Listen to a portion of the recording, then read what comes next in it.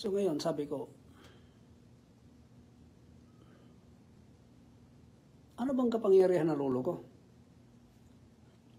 May connection ba ako? Kaya ako, manggagamot ako ngayon. Sabi niya, hindi. Kasi yung lolo mo, nakuha niya yung kapangyarihan doon sa totoo daw, yung pumupunta sa bukid. Tapos pagbaba, may kapangyarihan na. Malakas na yung kapangyarihan. Diba yung Biyernes Santo? Pupunta yan sila doon. Wala pa yung Biyernes Santo, pupunta na yan doon sa ano? Sa bukid. Tapos pagbaba, may kapangyarihan na. Yun ang kapangyarihan niya, mga kapatid. No? Sa akin, di ba? Sa akin,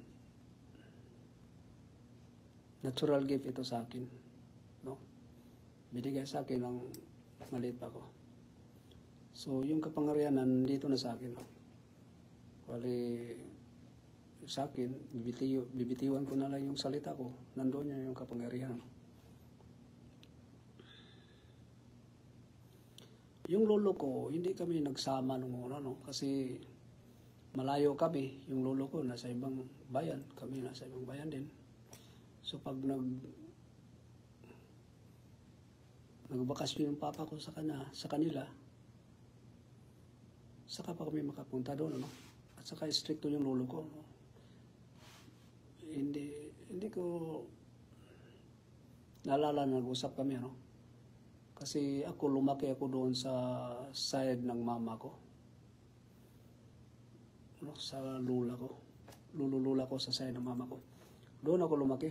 Kinuha ako ng mama ko nung 7 years old niya ata ako noon. Nung kinuha ako,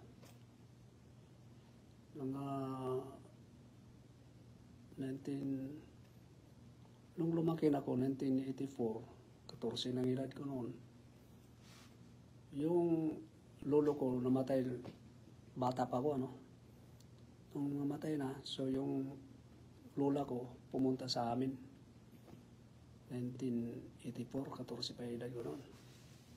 Doon, sinabihan niya ako na yung lolo ko magagamot. Marami na nagamot.